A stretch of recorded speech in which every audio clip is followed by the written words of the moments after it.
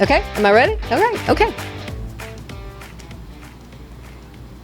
Hello, and welcome to Crazy Good Aging, the podcast where we laugh, celebrate, sometimes cry about getting older, bolder, and better. I'm Dorthy. And I'm Valerie. And today you're going to hear about great stories, our travel stories. And so pack your bags and cram your carry-ons, and you're going to hear stories you're not going to hear in any glossy magazines. Yes, that's right. We're going to be talking about fabulous vacations, some not so fabulous. We're going to be talking about girlfriend trips. It's going to be great fun. It is. So we're going to talk about the things we loved, the things we hated, the things that were disasters, and we're just going to laugh and cry and carry on and maybe teach you all some things you didn't know before. And we've got our two dearest friends here with us. Welcome back. So we have Karyl, the ever frank and hilarious, and we have globe-trotting, glamorous Cynthia. Yay! Thank you. Happy to be here. Good. Okay. All right. Well, let's just get going. Let's start with the good, okay, and the fabulous. Valerie, what was your favorite trip? Well, I've had a lot of them, obviously, but there was one really special one, and all three of you were a part of that. And that's when our partner in the UK, Jan, went to an auction and bought a villa in in Umbria, for, I guess it was 18-bedroom villa. And so she invited a bunch of us from the U.S. and her friends from the U.K., and we descended on this villa where we partied and shopped, and this was over July 4th. So on July 4th, Jan, being the ultra fabulous hostess that she is, planned this fabulous dinner, and out comes this big white, I don't know what it was this huge thing, bubble, and it was a pig that had been roasted in in salt. It was covered with salt, but it turned out to be the best pig ever. We loved it. And then on July 4th, after it turned dark, she got a special permit to have a fireworks display there in Umbria for July 4th, American holiday. And this wasn't any little bitty fireworks display. This was a huge fireworks display, and we were all just amazed that she had done all of this. So that was really a special trip, and it was so wonderful. So that was my most favorite, I think. Yeah, I think everyone loved Italy. I mean, whether you're staying at a villa your friend rented or you're staying at a hotel, I mean, there's just nothing bad about Italy. And really, and then of course we were surprised at all the millions of wine bottles that we had to get rid of every day. It could have built a house. Oh yeah, we made the guys, the little wine store down in the village, we made his year. I think we did, yes. But it was a ton of fun. It was fun. Okay, Karyl, let's go to you. What was your favorite vacation? Well, once again, it's a girlfriend vacation. Okay. And one of my absolute favorite vacations was cooking school in Morocco.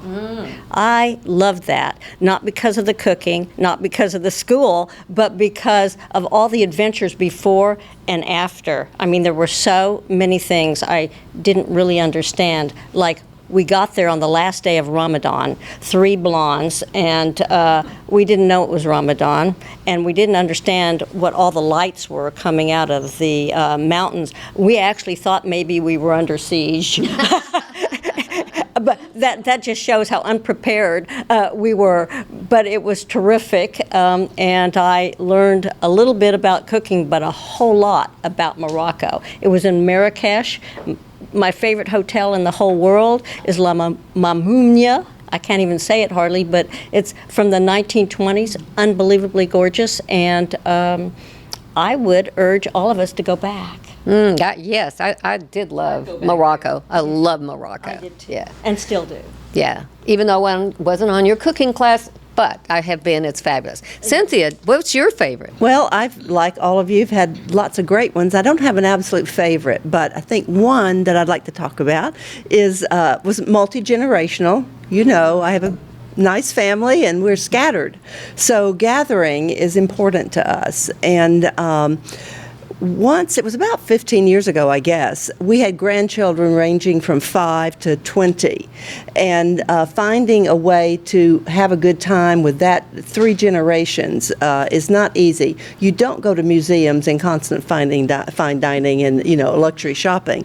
But we rented a house in Costa Rica and managed logistically to pull it off. We were flying from 5 different cities in the U.S., trying to land at the San Jose, Costa Rica airport at about the same time so we could all get in one van and get transported to our house, which was on the beach in Jaco, which is a surf community on the Pacific side of Costa Rica, and hold up there for a week. Had a fabulous time because we could be active and adventuresome during the day, zip lining, horseback riding, fishing, surf lessons, walking in the rainforest, all of that, little pool at the house.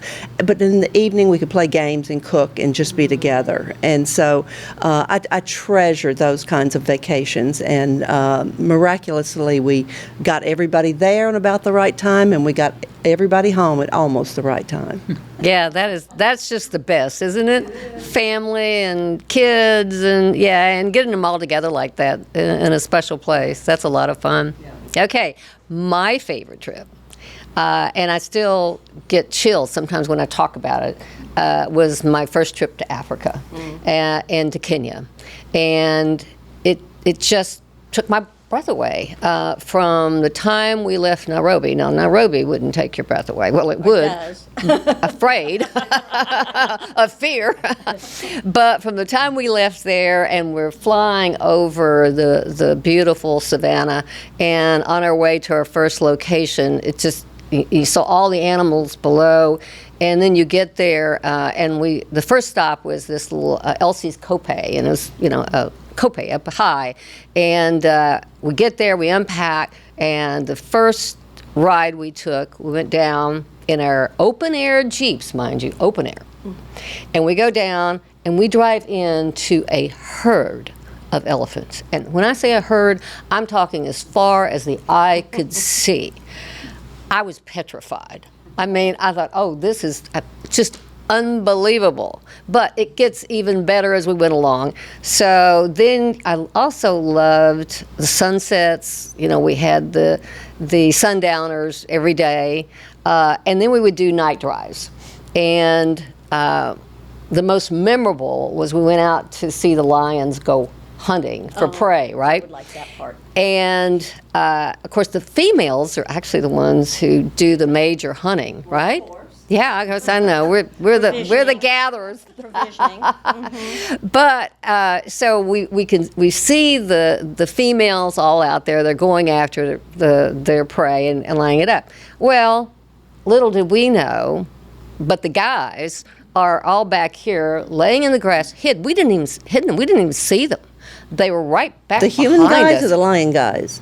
The lion. The lion. What I know who you travel with. I've seen them. I know. The anthropomorphizing of the animals, the guys. Okay. Yeah, so the typical guys, we're back here lounging around. Anyway, so all of a sudden, once they see that their women have gotten the lions lined, their prey lined up. I don't even remember what, probably some poor zebras. So here they come. And again, open air Jeep, and there is a male going by me so close that his hair brushed the Jeep. And you're sitting there going, and the guide's going, just sit still, you're not prey, you wouldn't be unless you got out of this Jeep and ran. You're just hoping you're not an appetizer. Exactly. But it was just thrilling. I can't say enough about that trip. And of course, we were with good friends, 3 couples. It was my late husband's 60th birthday, so it was a big celebration. Oh, and the balloon ride over the migration. Oh, all the zebra and the wildebeest, thousands of them. Anyway, enough about. I'm done.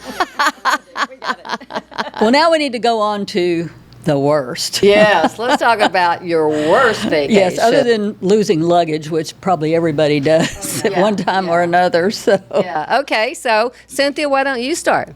Well, interestingly, Valerie mentioned July 4th. You guys have all often traveled together on July 4th. The one time that Herb and I tried to join you is the worst trip I've ever had, because there's some takeaways from this. We tried to fly to join you in Bar Harbor, Maine for the 4th of July. You were there a few days early. Along we come, no direct flight, stop in Philadelphia.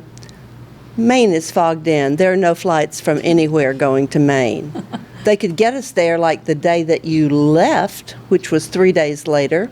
They couldn't even get us back to Dallas because it's the 4th of July weekend. We couldn't go anywhere, except we conveniently have son with family in suburban Philadelphia. We called, can we go to your house and stay until we can get back to Dallas 2 days later? They weren't even home. They were at the Jersey Shore. So we went to their house and spent 2 days by ourselves so we could go back to the Philadelphia airport and fly back to Dallas, having gone nowhere.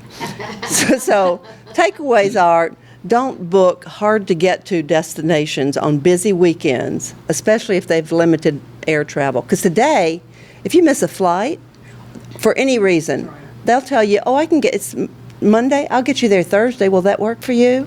You know, it's crazy. So, sorry, girls, but that was it. Okay. Well, Karyl, what about you? Okay. I don't know that I've even told this story to any of you. It was just so awful. I think the west coast of Mexico, I went on a snorkeling vacation. And the snorkeling, I had never snorkeled before, but I'm a good swimmer. So I said, sure, let's go snorkel. And we get in the boat, and eventually I jump out of the boat. And when I jump out of the boat, the water, by the way, is very murky. Most of you know that probably. That's a good place to snorkel. Yeah, it's muddy, you can't see. And I jumped straight into the arms of a loving Portuguese man of war. And I was so surprised that I flailed and hit 2, 3, maybe 4 others. I went straight into this swarm of Portuguese men of war. I came up, lifted my mask, and one tentacle went in my mouth. Oh, this gets worse. It gets worse. And the funny thing was, I woke up, because I passed out, I woke up with my legs on the shoulders of some man I'd never seen before. I've done that on vacations, but not while snorkeling. Well, I'm kind of happy to know that. There are my legs, and somebody's beating the heck out of the bottom of my feet. And I woke up long enough to see that, and I went, okay. 3 days later, I wake up in the infirmary in some little funny place off the coast of Mexico, at which point I had red welts and scars all over my face and down my neck. And that was my snorkeling vacation. Okay. Learning lesson. Yeah. Don't jump into anything murky until you have a very clear view. I think that's a life lesson, too. Well, true. Yeah. Don't jump into anything murky. Don't snorkel in Mexico is another lesson you could put in there. No. I managed to get Not on COVID. that After side. being very careful about everything preventing COVID, I would go in Mexico, and I decided to go snorkeling with a group, and I put on the mask and thing right there. I had COVID within 10 hours because I'd injected it into my head. Oh, my God. Okay, that's equally bad and stupid. Don't do anything murky when you can't see the end result. So anyway, that was my worst vacation that I never went on. Yeah. I mean, Sorry. and then I went home. That's it. All right. The worst. Valerie? All right. Well, other than the one time that Dorothy made me get on a horse for half a day, that was pretty bad. But Nothing. Yeah, I couldn't even walk the next day. But anyway, my worst vacation was to Cuba. I went to Cuba for a long weekend, Thursday through Sunday, in January of this year. And it was all about the vibe, really. It's just such a depressing place. All the buildings are falling down, and if they're not falling down, they need power washing and a paint job. It's really sad. And all the food, the food was edible, but it was the same meal every single time. Rice and beans and chicken. And the only two good things about it were the music. They had a lot of good music, a lot of good musicians, and the cars, the old cars that they've redone over and over and over again. That was great. Our hotel was fine. It had a coffee maker in our room, but there was no coffee you could get for it. And so you had to go down to the lobby and buy a card to go to the bar to get a cup of coffee. And then one morning we tried to get a waffle, and we couldn't get a waffle because electricity didn't work for the for the waffle maker. And then we went to a little restaurant down from our hotel, and they had a generator out on the sidewalk to try to get electricity. The generator was so loud that we could not hear ourselves talk. It's very sad. I shouldn't laugh. I should be crying about it, because if you ever thought about living in a communist country, this would definitely make you think again. So I don't recommend it. I will never go back under the current rule, and I feel very, very sad for the people, because even though we had electricity most of the time, of course, in the areas where we were, in the interior, it's on and off, and it's rationing, and it's just a terrible, terrible place. So I'm glad I got to see it, but again, I would never go back. I don't think the country of Cuba is going to sponsor you in anything. Okay, so there went the ad dollars for that, Valerie. And everybody of Cuban descent going to you. Well, if they're of Cuban descent, they're here, and they like it, and they're glad they're not there. Okay, my worst one was actually a cruise, which I've never been on a lot of cruises, and most of them were fabulous. And this should have been, because it was to Alaska. Now, thankfully, I had already been to Alaska, interior Alaska, and it's one of my very favorite trips that we did with a grandson. And so that's a spectacular country. Beautiful, beautiful, beautiful.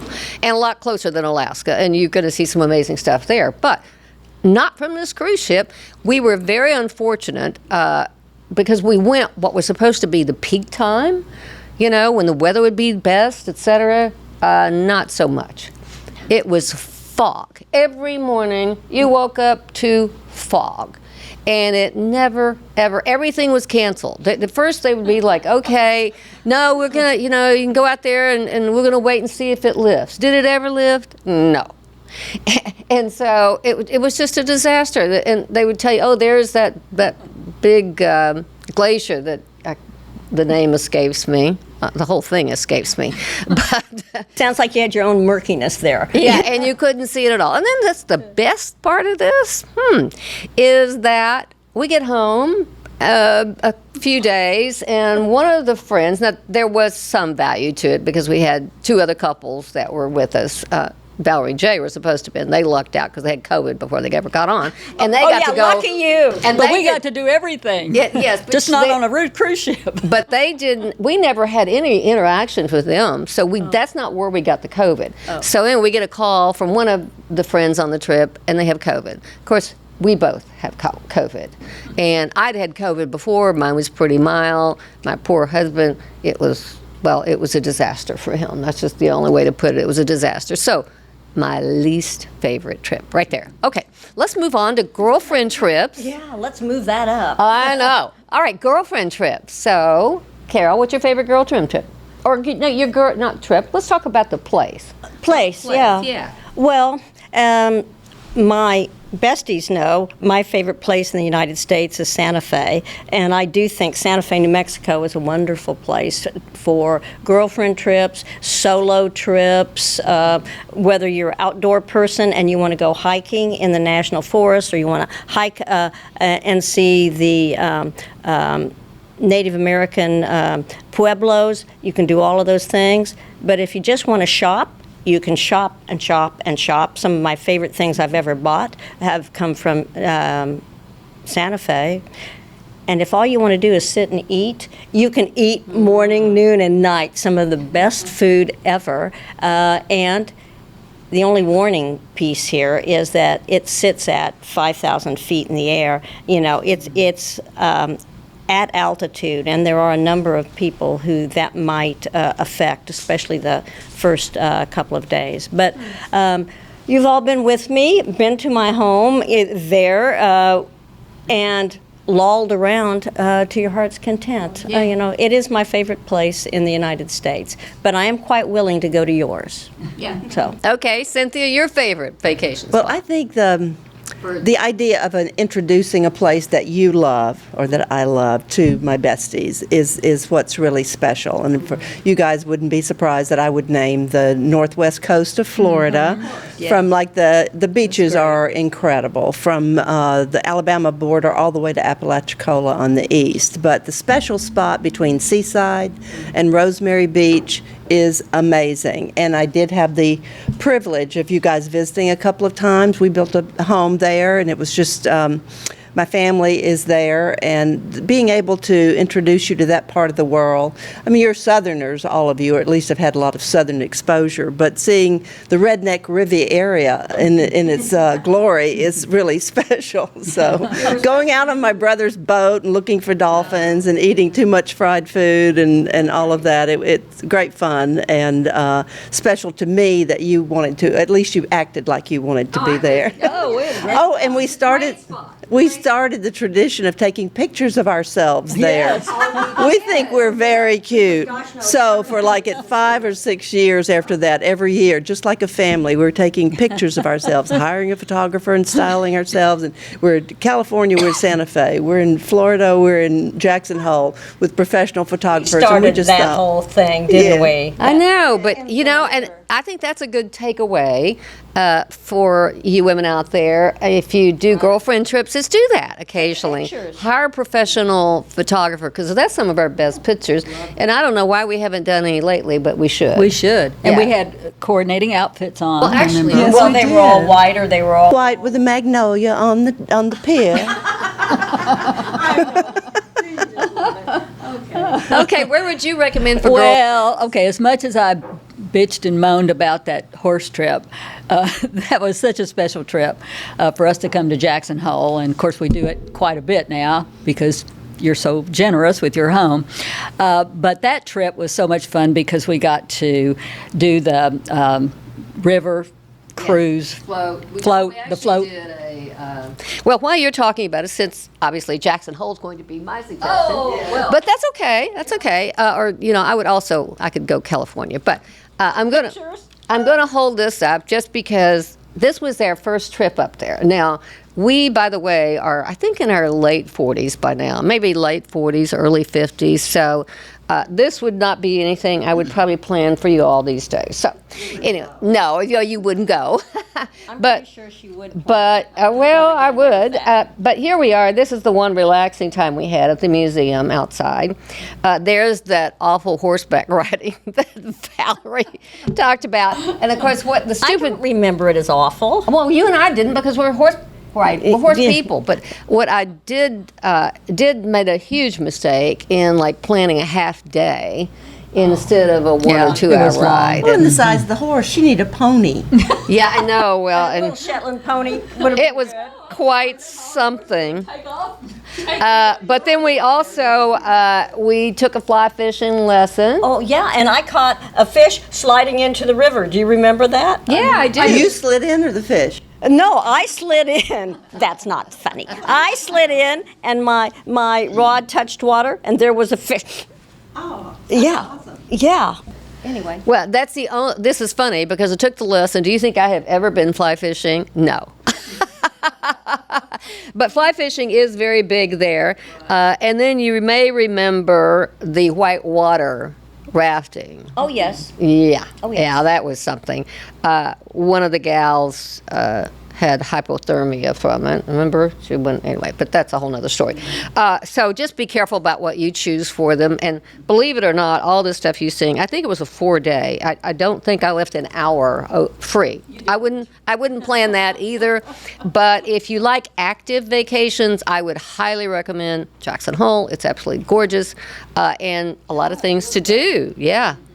So any other destinations that you know what, we should have said New York. I was going to say, New York City is a great destination for us. We went there for years over the July 4th. And it's a great girlfriend trip too, because you Do can you shop or do the culture thing or whatever? Yeah, or the you go your plays way and- I'll go mine. Well, remember the year that we had that fabulous dinner at that restaurant by that chef? Okay, that doesn't sound like you remember it at all. I remember the That's chef. the way people talk in nursing homes. They do. They say, remember the that thing about the day that we did the whatever, and we saw the that, and then those other people You're came. supposed to help me out. That's what We're friends helping are you for. Well, so you're supposed to move on so that we don't just keep gigging you. It was like a 12-course meal. Nobody remembers. Okay, never mind. in New York over the 4th. Was Dorothy there? Well, I think Remember? I think you all planned it. Probably, yes. Whatever. Okay, whatever. Sorry. Wait, New York is a great Is a great destination for a gal's trip. And you can all show up on the Today Show holding your sign that says, "I'm from Wichita, Kansas." Yeah, there you go. Yeah, you can do that. We should do that. Window out there. Okay, well let's move on and let's talk about first off. Let's talk about what we would recommend that you take on a vacation. What do you What do you always travel with? I always travel like this. Black, Now, I'm not talking. black, We're going and to talk black. about your clothes. We're going to talk Oh, about what are we what talking about? item you took. Oh, what item? Ooh. Okay, well, Karyl, you go. What item do I take? I always take my phone, and I always take my iPad. But that was when I was working, and then I now just carry my phone, which most of my friends will say doesn't work either. It doesn't work either. So what do I always take? Unfortunately, I always take jewelry, not very much, but jewelry that I like, and it seems like I've had more than my share of it stolen. So, Lesson learned. yes, which is well, no, it is now a lesson learned. If you can't put it on you and it's not being worn on your body when you go out of the hotel, don't take it. Right. So- I think that's a really good suggestion. I only travel with costume jewelry. Yeah. Well, since I actually studied the script and probably wrote it, the thing I always carry now is a portable steamer. Oh, yes, you said that. They are fabulous. Yeah, I mean, they're not very big, and you can go in. I mean, in a net, they're so good now. Get a new one, and they're so good. You can have anything looking like, it just was freshly pressed or whatever. Cynthia, you have something that you recommended that people travel with out of the country or going to maybe Mexico or I do. Yes, you were going to buy us one. You did not make enough out of that. I didn't. None of us saw that. Remember, Sorry. you're going to even buy us one for Christmas to travel with. Yeah, to plug into the room so we don't get asphyxiated. Yes. Well, yeah, of course. A portable CO2 detector, carbon monoxide detector, Yeah. because people die in really Yes. nice resorts because of carbon monoxide. So that's right. Yeah, all over the Caribbean and Mexico. Well, you're right. That's a while ago. I've slept since I said that. So anyway, tiny little thing. They're like a little bitty alarm clock and very easy. We have one. So when we're traveling internationally, particularly, throw one in the suitcase.